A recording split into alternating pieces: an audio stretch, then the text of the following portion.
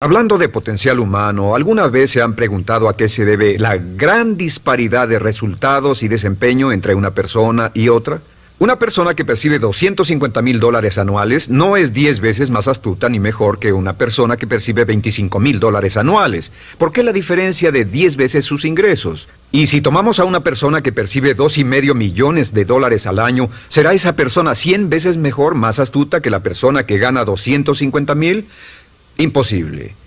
En un estudio reciente de coeficiente intelectual probaron a 1,000 personas de una cierta población y llegaron a la conclusión de que la mejor persona entre los 1,000 solo era 2,5 veces más astuta que la persona de menor coeficiente intelectual. Solo 2,5 veces la disparidad, y tal vez eso sea con toda la población. ¿A qué supone que se debe la diferencia? Al hablar de potencial humano, llegamos a una fórmula que deduje hace algunos años. Tal vez eso lo explique un poco. La fórmula comienza con lo que llamamos AI, o sea, atributos innatos, las cualidades, la inteligencia, la habilidad, el temperamento, cosas con las que se nace que no pueden cambiarse mucho. Además de los atributos adquiridos. Estos atributos son muy importantes, son su educación, su capacitación, sus capacidades, su experiencia, conocimiento, sabiduría, etcétera, multiplicado por A, que es su actitud, es igual al potencial humano individual o al desempeño humano individual o resultados individuales humanos. Ahora, de estos tres, los atributos innatos se traen desde el nacimiento. Los adquiridos pueden cambiarse, pero se necesita cierto tiempo para ello, aunque a veces cambiamos muy rápidamente. Cierta información valiosa puede cambiar dramáticamente su eficacia, pero las actitudes pueden aumentarse o disminuirse dramáticamente en segundos. Cada vez que mejoramos nuestra actitud, multiplicamos todas nuestras capacidades. Una actitud ha sido llamada acertadamente el lenguaje más importante del ser humano, la palabra más importante del idioma en el humano. Todo lo que hacemos en la vida, según un estudio en Harvard entre estudiantes ejecutivos, será en un 85% de actitudes. Un 85% de su éxito estará determinado por su actitud. Eso significa que está determinado por cuán positivo o cuánta actitud mental positiva se tenga. Las personas con actitudes mentales positivas tienden a avanzar más rápidamente, se mueven hacia la cima en organizaciones valiosas, ganan más dinero, sacan más satisfacción de la vida. Una actitud mental positiva no significa que baile por las calles y arroje flores. Solo significa que tome una actitud constructiva en general o se aproxime hacia su trabajo, su vida, sus problemas, relaciones, etc. Según el informe Cox de las empresas americanas, según la revista Success, un 85% o más de todo lo que se logra se debe a la actitud. Y la pregunta es, ¿de dónde vienen las actitudes? Las actitudes vienen de las expectativas. Muy simple, ya hablamos de eso. Y una forma muy poderosa de mejorar su actitud instantáneamente es decir, aunque no lo crea, pienso que algo maravilloso va a ocurrirme hoy. Como dijimos antes, nuestras expectativas sobre los desenlaces determinan nuestra actitud. Si espera que las cosas salgan bien, tendrá una actitud positiva. Si espera que salgan mal, tendrá una actitud negativa. Y lo maravilloso es que podemos fabricar nuestras expectativas. Podemos esperar lo que deseamos. Podemos esperar cosas buenas, cosas malas, y no nos decepcionaremos. ¿De dónde surgen nuestras expectativas? Nuestras expectativas surgen de nuestras creencias y de nuestros valores. Son el centro de los factores motivacionales de nuestra personalidad, nuestras creencias. Y esto nos conduce a un entendimiento del potencial humano. Significa básicamente que nuestra actitud es una expresión externa de lo que está ocurriendo internamente. Y esto es consistente con las leyes mentales. Con respecto a las creencias, cada uno de nosotros tiene muchas creencias en el fondo que los psicólogos llaman los conceptos propios. El concepto propio, o su descubrimiento, es considerado por muchos como el logro único y más importante para comprender el desempeño humano en el siglo XX. Yo estoy de acuerdo. El concepto propio es como, si queremos usar una analogía militar, el centro de mando. O si queremos usar una analogía técnica, es el programa central de su computadora básica. Es un grupo de creencias, valores, actitudes, sentimientos, ideas, etcétera, almacenadas en el fondo de nosotros y son el resultado de casi todas las experiencias que hemos tenido en la vida. Y algunos investigadores dicen que el concepto propio comienza a formarse aún antes del nacimiento, pero el concepto propio, una vez colocado, Precede, predice y determina sus niveles de eficacia y desempeño en todas las áreas de nuestra vida. El concepto propio se convierte en el centro de mando o el programa maestro. El concepto propio de este grupo de creencias determina lo que dirá, lo que hará, cómo actuará, cómo se siente y reacciona, etc. ¿Qué significa esto? Significa que todas las mejoras en su vida externa, todos los cambios en su realidad comienzan con un cambio en su concepto propio. Les voy a explicar lo que significa. Esta es una gráfica muy simple. Hablamos de potencial humano y decimos que la persona promedio usa un 10% o menos de su potencial. Según investigaciones, tal vez es mucho menos. El Instituto Stanford Brain en Santa Clara, California, estima que tal vez se aproxime a un 2%. Seremos generosos y diremos que la persona promedio usa un 10%. Significa que en los mejores casos, la mayoría, como usted o yo, no usamos un 90% de nuestro potencial. Uno de los mejores filósofos, Oliver Wendell Holmes, dice que la tragedia de la persona promedio es que llegan a la tumba con su música aún por dentro. Aún están funcionando con mucho menos de su potencial total. Y esto es el potencial humano. Sabemos que existe una relación directa entre el potencial humano y el concepto propio. Pero como nuestros conceptos propios o nuestras estimaciones de nosotros mismos generalmente son mucho menores de lo que debieran ser, nuestro nivel de desempeño y eficacia también es menor. Sabemos que nuestro concepto propio es altamente subjetivo. ¿Qué significa esto? Significa que el concepto propio, lo que pensamos que es cierto sobre nosotros mismos, no está basado en la realidad, está basado en información que hemos tomado y aceptado como cierto, hasta el grado en que creemos lo que sea de nosotros mismos y se vuelve cierto para nosotros porque actuamos de una forma consistente con ello. Algunas personas que leen sus horóscopos y creen en horóscopos predicen su futuro. Hay algunas personas que toman la crítica y las opiniones de otros a quienes ni siquiera respetan y hacen suyas esas ideas, dando un resultado muy negativo. Lo que piense, lo que acepte como cierto, se vuelve cierto para usted. También sabemos que como adultos tenemos una variedad de conceptos propios. Tenemos un concepto propio de cómo vestirnos, cuánto pesamos, lo que comemos, lo bien que podemos hablar en público, qué tipo de padres somos, qué tipo de hijos somos con nuestros padres, qué tipo de esposo o esposa somos, qué tipo de amante, de conductor. Lo interesante de manejar es que todos los hombres tienen un concepto muy positivo con respecto a esto. Las mujeres no entienden esto, pero los hombres nacen con un genio inherente para manejar. Todos los hombres son choferes excelentes. Si no lo creen, todo lo que tienen que hacer las mujeres que están viendo esto es pensar en la última vez que trataron de corregir la forma de conducir de un hombre y recordarán que no obtuvieron buenas respuestas. ¿Cómo respondemos ante alguien que desafía nuestro concepto propio, sugiriendo que no somos las personas que pensamos ser? Estamos a la defensiva, nos enfadamos, nos irritamos, es difícil que nos traten. Tenemos un concepto propio de lo creativos que somos, lo inteligentes, lo rápido que leemos, lo bueno que somos en los deportes, y si practicamos una gran variedad de ellos, tenemos un concepto propio para cada uno de ellos. Tenemos un concepto propio de lo bien que cocinamos, de lo bien que educamos a nuestros hijos, de lo bien que limpiamos nuestra casa, los autos que manejamos, etc. Y también de lo que valemos por lo que ganamos. Es muy interesante saber que nunca ganamos más del 10% de nuestro concepto propio en ingresos. Nuestro concepto propio determina nuestro nivel de ingresos. Este nivel de concepto propio se llama zona de confort. Y aunque querramos más dinero, veremos que la tendencia humana natural de todas las actitudes es luchar por lograr entrar a la zona de confort y luego quedarnos ahí.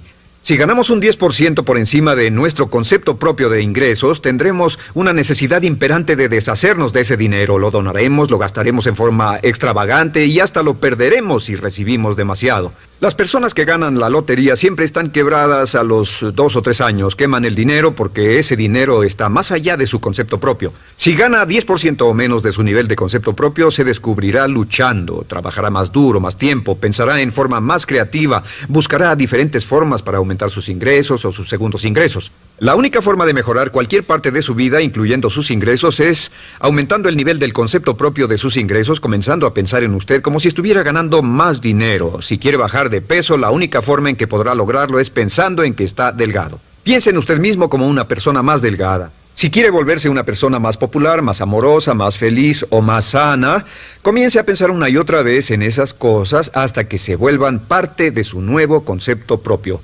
Hablaremos de eso más adelante. Es una parte esencial de la programación de su mente hacia el éxito. Su concepto propio global está determinado por el promedio de sus conceptos propios en las áreas que considere importantes. Ahora, su concepto propio está formado de 3 partes críticas. La primera parte del concepto propio es el ideal propio. El ideal propio es la persona que más desearía ser, es su idea de lo que constituye un ganador, es su visión ideal de lo mejor que puede ser usted. Nada más, una de las cosas que sabemos de las personas con éxito es que las personas con éxito tienen ideales propios muy claros, ideales claros de quién quieren ser en el futuro. Las que no tienen éxito tienen ideales muy vagos. El número 2 es la autoimagen. La autoimagen es como un retrato de cómo se ve a sí mismo y lo que piensa de sí mismo. La autoimagen es el espejo interno, es como se percibe a sí mismo ahora en su desempeño actual, en forma cotidiana. La tercera parte es su autoestima. Su autoestima es cómo se siente consigo mismo. Cómo se siente consigo mismo es la fuerza motriz, el motor, la fuerza poderosa dentro de su subconsciente. Es la fuerza de energía dentro de su concepto propio y determina casi todo lo que le pasa. La mejor definición de autoestima es cuánto se agrada a sí mismo. Cuánto se agrada a sí mismo como esposo, cuánto se agrada a sí mismo como empleado, cuánto se agrada a sí mismo como jefe, como inversionista, como orador profesional, como atleta, etcétera. Según se agrade a sí mismo, su nivel de autoestima, su sentimiento emocional global respecto a cualquier área de su vida, determina su desempeño y su eficacia en dicha área. Lo sorprendente es que se convierte en lo que piensa, su concepto propio es maleable, su autoestima puede formarse repitiendo una y otra vez, me agrada mi persona, me agrada mi persona, me agrada mi persona. Me agrada mi persona, me agrada mi persona, me agrada mi persona. Entre más se repita, me agrada mi persona, me agrada mi persona. Entre más lo repita una y otra vez, más crecerá su autoestima y entre más crezca su autoestima, más crecerá su concepto propio global. Cuando crezca su concepto propio global, su desempeño será mejor en todo lo demás que emprenda. Cada vez que diga, me agrada mi persona, me agrada mi persona, me agrada mi persona, me agrada mi persona, me agrada, será como bombearse psicológicamente. Todo lo que pase que haga que su autoestima suba, hará que se comporte mejor. Todo lo que haga que su autoestima baje hará que se comporte peor, que cometa errores, que sea infeliz, etc. Un punto crítico de agradarse a sí mismo, sobre autoestima y agradarse a sí mismo, es que, número 1, nunca puede querer a nadie más de lo que se quiere a sí mismo. Que su nivel de autoestima es determinante de la calidad de relaciones que tenga con los demás. Y número 2, es que nunca puede esperar que nadie más lo quiera o respete más de lo que se respeta a sí mismo. Cuanto se agrade o se respete a sí mismo, determina sus actitudes hacia usted. Todas las escuelas de psicología actualmente están de acuerdo en el hecho de que depende de lo que usted realmente se quiera y se respete a sí mismo como un ser humano valioso e importante, tiene efecto sobre todo lo que le pase. Cuánto se agrade a sí mismo, y lo que puede hacer es mejorar su autoestima diciendo me agrada mi persona, me agrada mi persona, me agrada mi persona, me agrada mi persona. Y esto nos lleva a la pregunta, ¿de dónde viene el concepto de autoestima? Y descubrimos que el concepto propio es maleable, puesto que no nace con este concepto propio, no nace con ninguna idea sobre sí mismo, no nace con autoimagen ni autoestima. Nace, en cierto modo, como potencial propio. Es la mejor forma de plantearlo. La persona promedio llega al mundo como potencial puro. Y no tiene el concepto propio de que todo lo que es ahora, todo sentimiento que tiene, toda actitud o valor, tuvo que aprenderlo en el transcurso de su vida. También sabemos que el niño llega al mundo con una necesidad imperante de amor y contacto. Y como una gran cantidad de investigaciones lo indican, necesitamos mucho amor y contacto durante toda nuestra vida, pero en especial durante nuestros años de formación, porque de niños aprendemos quiénes somos, cuánto valemos, si somos importantes, inteligentes, amorosos, chistosos. Todo esto lo aprendemos por la forma en que nuestros padres nos tratan. Si nuestros padres, nuestros parientes, tíos o tías, en especial nuestros padres, nos tratan como si fuéramos realmente importantes, crecemos pensando que somos realmente importantes, pero si nuestros padres no lo hacen, pasa algo más. Sabemos que los primeros años de vida son los más importantes para el desarrollo del concepto propio, que un niño comienza a partir de cero. El niño nace sin saber quién es él o ella. Son sumamente valiosos el primero, segundo, tercero, cuarto y quinto años de vida. Algunos psicólogos pensaban que eran los 5 primeros años, pero ahora dicen que son los 3 primeros años. En sus 3 primeros años de vida el niño aprende quién es y dicen que si se les da suficiente cantidad y buena calidad de amor en los 3 a 5 primeros años, los prepara usted de por vida. Los coloca en una base sólida de autoestima y confianza en sí mismos, valor e importancia realmente. Existe una relación directa entre la calidad y la cantidad de amor y el desarrollo de una personalidad sana. Entre más amor, amor incondicional, reciba un niño en sus años formativos, más fuerte será la base de su personalidad. El reverso de la educación es que casi todos los problemas de psicosis, neurosis, perturbaciones de la personalidad y problemas de comportamiento surgen de los problemas que se tengan con el concepto propio. Ahora observemos a los adultos. Aquí está nuestra personalidad adulta. Si nos observamos, podemos llegar a reparar nuestras bases, por así decirlo, repitiéndonos una y otra vez: me agrada mi persona, me agrada mi persona, me agrada mi persona, y llevamos ese concreto reparador hacia la base de nuestra personalidad. Los niños necesitan el amor como las rosas necesitan la lluvia. Los niños que carecen de amor a menudo mueren por escasez de amor. Es una enfermedad llamada marisma. Ahora, ¿qué más sabemos sobre los niños? Sabemos que los niños llegan al mundo con dos atributos notables. El primero es que no sienten temor. Los niños nacen sin temores. No temen a nada excepto a caerse y a los ruidos fuertes. Y esto se expresa en sus actitudes: yo puedo.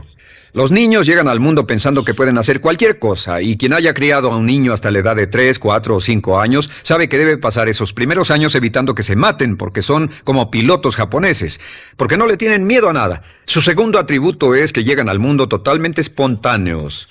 Dicen lo que quieren, hacen lo que quieren, son totalmente desinhibidos. Totalmente. Ellos no temen hacer nada de lo que desean, y esto se expresa en su actitud: no quiero. No tengo que hacerlo. Si ha tratado de controlar a un niño, lo habrá visto. Lo primero que dicen cuando comienza a darle órdenes, lo primero que aprenden es: no tengo que hacerlo. Claro, a veces cambiamos sus mentes de una u otra forma, pero estos son los dos atributos con los que los niños llegan al mundo. Llegan al mundo sin temores y desinhibidos. ¿Qué significa esto? Significa que nuestro derecho innato natural es no ser temerosos y ser desinhibidos. Y solo cuando podemos crear la misma situación en nuestra vida adulta, cuando no tememos y somos desinhibidos, nos sentimos a gusto con nosotros mismos. Las mejores organizaciones, las mejores compañías son las que crean un ambiente donde nos sentimos sin temores y sin reservas para ser nosotros mismos y para hacer lo mejor de nosotros. Al crecer descubrimos que los niños aprenden de dos maneras. La primera es por imitación. Imitan a uno o a ambos padres, en especial al padre dominante. Algunas veces el padre dominante cambiará cuando crezca el niño, y a veces los niños imitan al padre, a veces a la madre, pero aprenden por imitación. Muchas características y hábitos que tenemos como adultos los aprendimos de nuestros padres. ¿Alguna vez ha tenido la ocasión de gritarle o reñirle a uno de sus hijos? Verá que le dice las mismas cosas que le dijo su padre a usted cuando era niño. Así que imitamos. A veces imitamos su caminar, a veces su forma de hablar, a veces imitamos sus valores, sus creencias, etc. Aunque esos valores y esas creencias no tengan ningún valor. ¿Por qué? Porque nuestros padres eran así cuando nosotros éramos niños. La segunda forma en que aprendemos es pasando de la incomodidad, lo que no se siente bien, hacia la comodidad. Freud llamó a esto el principio del placer. O sea que nos movemos hacia aquello que nos hace sentir cómodos, lo que nos da placer, lo que nos hace sentir bien con nosotros. Nos movemos de la incomodidad hacia la comodidad. Así es como aprendemos a no mojar el pañal, por ejemplo. Sabemos que no es agradable caminar con popó o pipí en nuestros pañales. Vemos lo que hacen nuestros padres, vemos lo que nuestros parientes hacen y decimos: estas personas no hacen lo que yo. Así aprendemos a caminar y lo demás. Así que de la incomodidad hacia la comodidad. Durante toda nuestra vida, por cierto, así es como aprendemos. Imitamos leyendo lo que otras personas hacen, estudiando libros y en el trabajo, imitamos cuando vamos a la escuela, y hacemos lo que nos da resultados positivos, lo que nos da refuerzos positivos, y hacemos cada vez menos las cosas que nos causan incomodidad o dolor.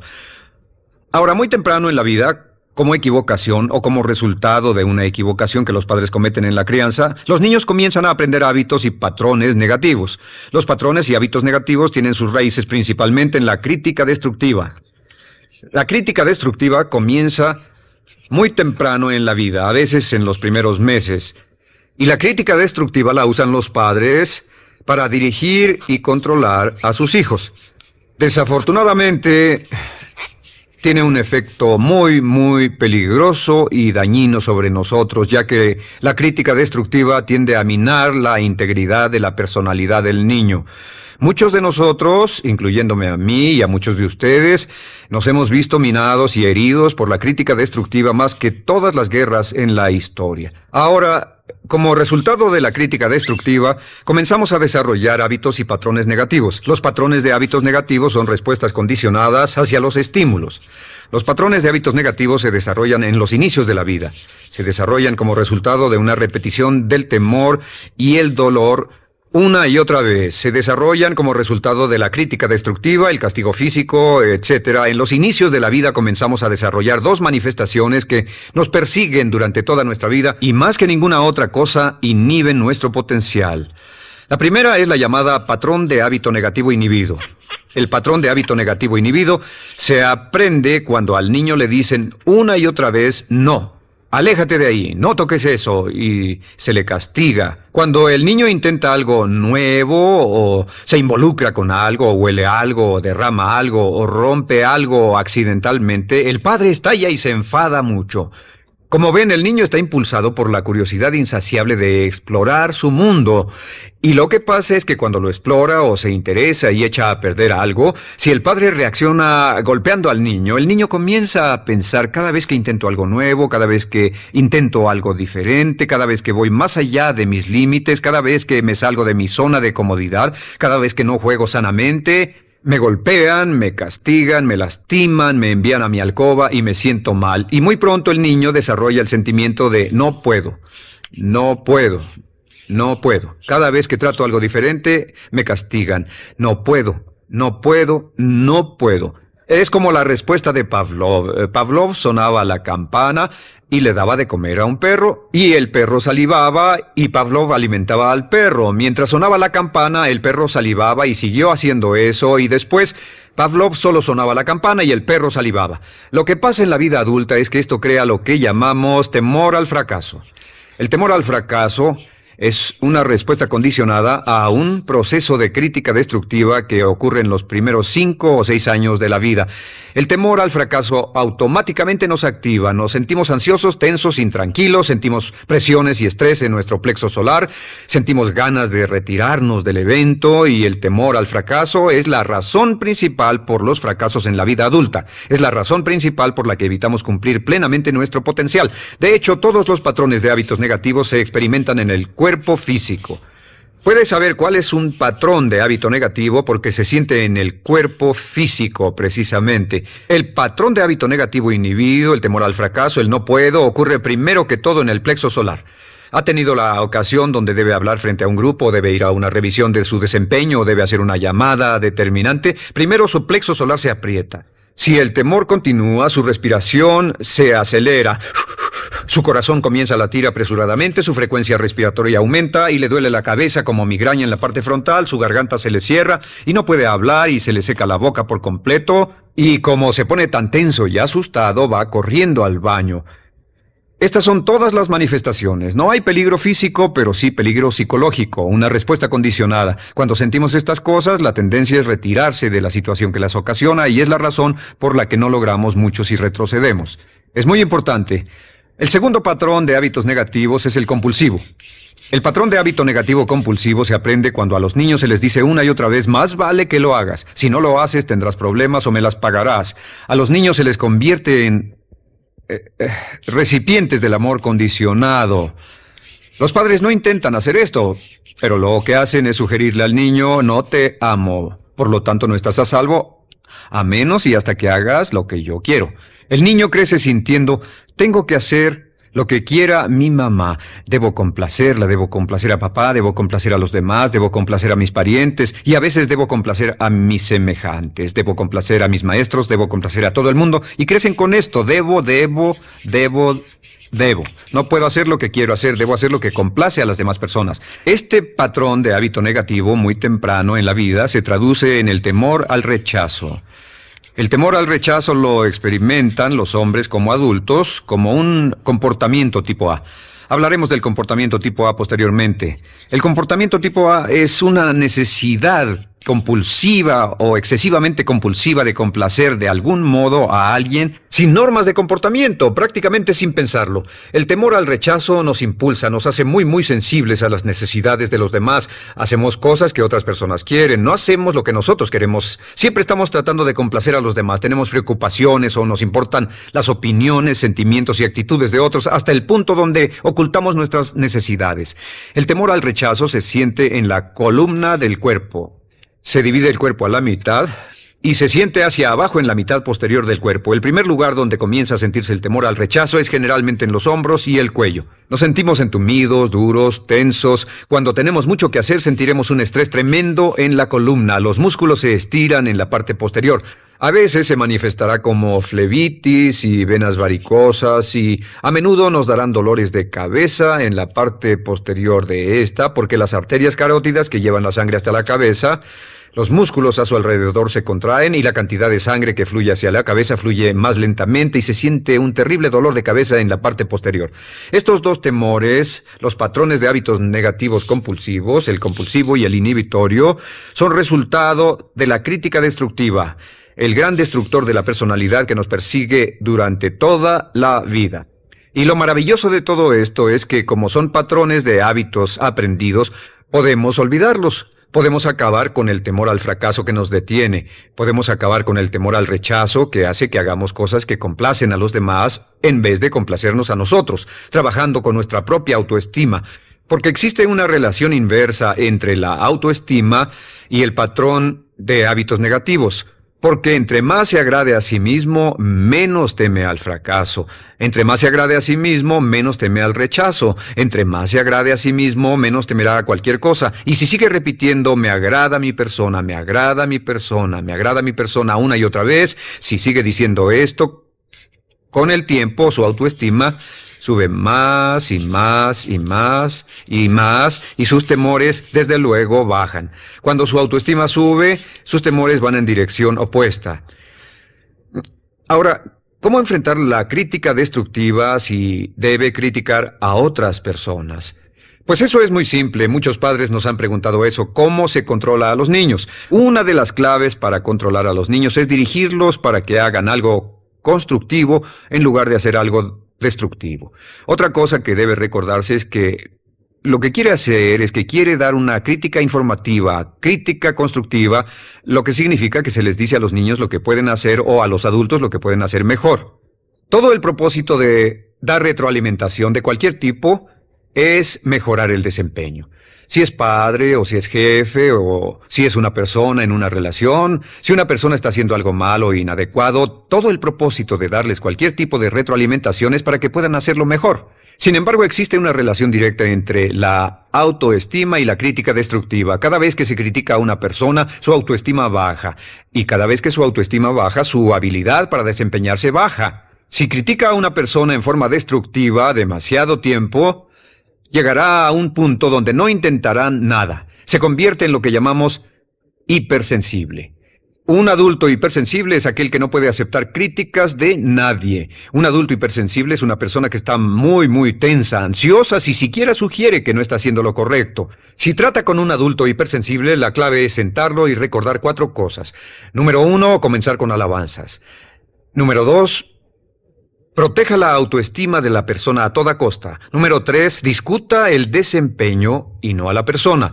Hable del comportamiento más que de la persona.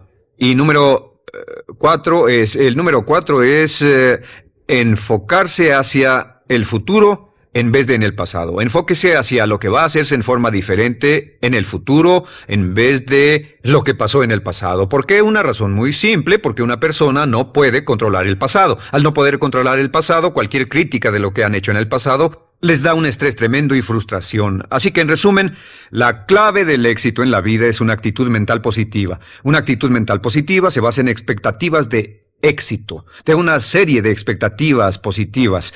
Esa serie de expectativas positivas se basa en sus creencias y en su concepto de sí mismo. El centro de su concepto propio que determina su eficacia en la vida es su autoestima Y su autoestima se mide por cuanto se valore a sí mismo. Las dos cosas que nos frenan más que nada son el temor al fracaso y el temor al rechazo. Y uno de nuestros secretos centrales de éxito es este: conviértase en un organismo generador de autoestima perpetua. Haga continuamente cosas para usted mismo, hacia sí mismo en su vida, que hagan que se agrade a sí mismo, que se ame, que se acepte, que se respete, que hagan que se sienta fantástico con usted mismo. Si es un jefe o un padre, no olvide que la clave para el máximo desempeño en su hogar y en su trabajo es hacer que las personas se sientan maravillosamente consigo mismas. Entre mejor se sienta consigo mismo y más se agrade, más probable será que logre que las personas a su alrededor lo quieran, lo acepten, lo respeten, se respeten.